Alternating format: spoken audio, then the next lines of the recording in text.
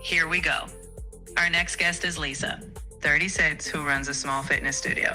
Her challenge? She's got a loyal local clientele, but she's hesitant about using video to build an online community. Let's help her step into that space. Hi, Lisa. Tell me, why are you hesitant? Lisa's hesitant because she's worried she might not come across as professional on camera. She's confident in person, but stepping into the online space feels like a big leap for her. Okay. And your customers at the fitness shop, well, first of all, you've been in business for how long in that location?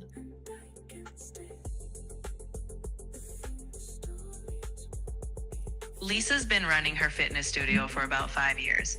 She's built a strong in-person community in that time.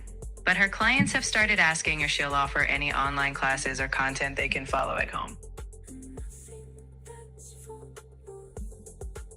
Okay. And how's her turnaround in terms of her customers coming in, coming out, getting new ones? Her core group is pretty loyal. They stick around. But when it comes to attracting new clients, she's noticed that people often check social media or online content first. Without that presence, she might be missing out on some potential new faces. Mm-hmm. Yeah. And you're the only owner of that business? Yes, Lisa is the sole owner. It's her baby, and she's been running it hands-on since day one. Okay. Well, listen, Lisa, in reality, it's very simple. It's this content thing is here to stay. And I don't know, how, I don't want to put too much pressure on you because, pressure is a funny thing. Different people react different ways to pressure. And I don't know you. And we're doing this through AI, obviously.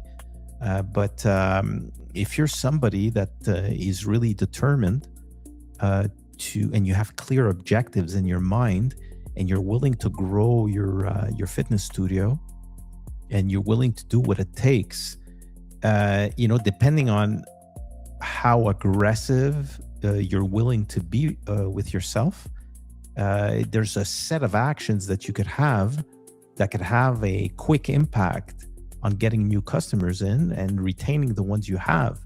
And the bad news is that if you don't do this, your competitors are or will.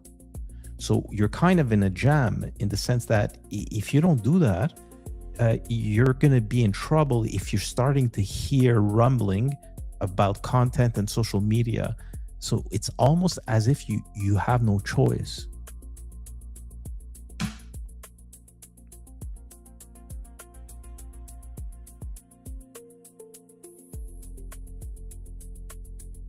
That's an honest take. Lisa will appreciate that reality check. With that in mind, she can take it one step at a time, knowing that staying visible online will help her keep her studio strong.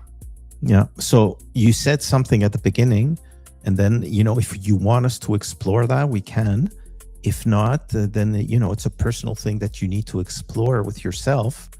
But essentially, you were hesitant, about creating content. And, like many of us, when we're hesitant, we make ourselves believe, well, I'm going to speak for myself. I'm not going to speak for you, but, I made myself believe so many things because of my fears and my concerns and, our mental blocks.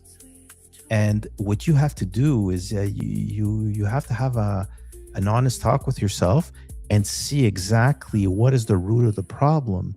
You understand? Because if you were somebody that was, I'll give you an example, so you could brew this later.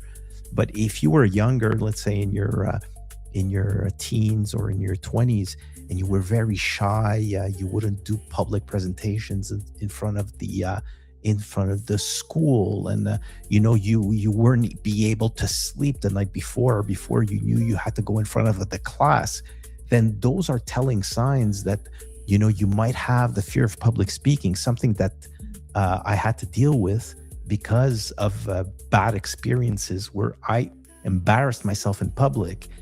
2 times, once in my teens and once in my 30s. So my advice for you is, before you set a course of action for yourself, you got go to pop the bubble, in the sense that, break that, whatever you're telling yourself, okay, about hesitation and this and that. You got to burst that bubble. You got to figure out what's wrong with you and why, so you could have the right set of actions. Because it's very simple, Lisa. Tomorrow morning, you could record in your webcam, "Hi, I'm Lisa from fitness. I'm such a dummy. I should have done this 2 years ago."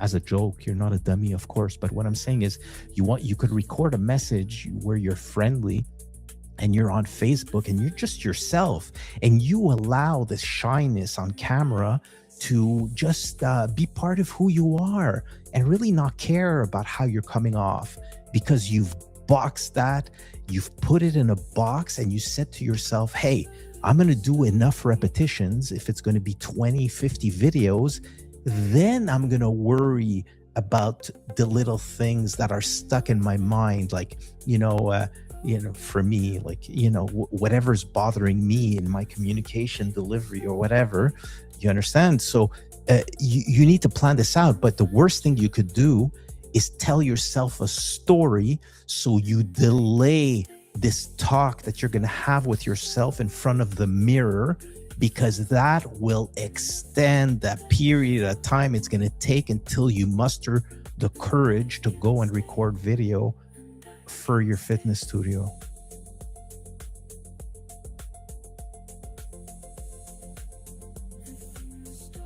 That's a powerful reflection. Lisa will have to really take a moment to unpack what's holding her back. Once she's clear on that, she can tackle it head on, whether it's one simple video at a time or just embracing her personality. I think she'll find her stride. All right, chat, thank you very much. And on this chat, we are going to be done together, and I will go ahead with the closing comments with our viewers.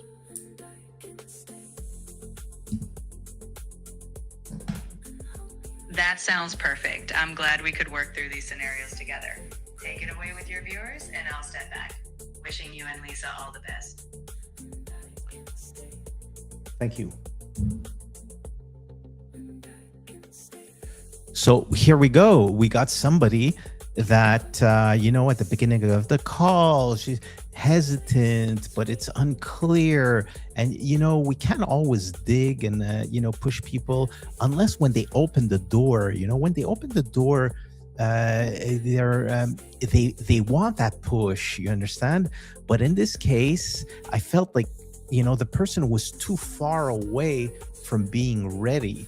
And sometimes it's just good to say, "Hey, listen, you're looking to go, you're here now, you're looking to go here." Okay. And there's many ways to do that. You could go like this, okay, and burn yourself out and never end up over here.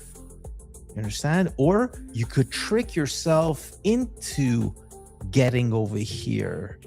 And for most of us that are in our 30s, our 40s, our 50s, and that have issues with content and whatever, it's the same thing. So you got to go about it in a very particular way. And just telling to Lisa that, "Hey, Lisa, think about really what's going on with you, and why are you nervous about how people are going to perceive you, and why that is a big deal.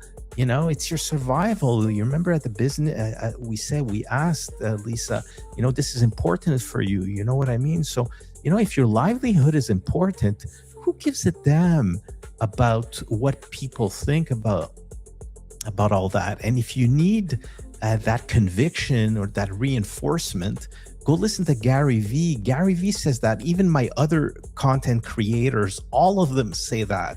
Andy Frazella, Titan Gilroy, Patrick Bet-David, Alex Hormozy, those 5 people, content creators, are consistently sharing those values when it comes to you have to care for your business on your own, because if you don't, your competitors are just going to eat you alive. And in this new world, my friend,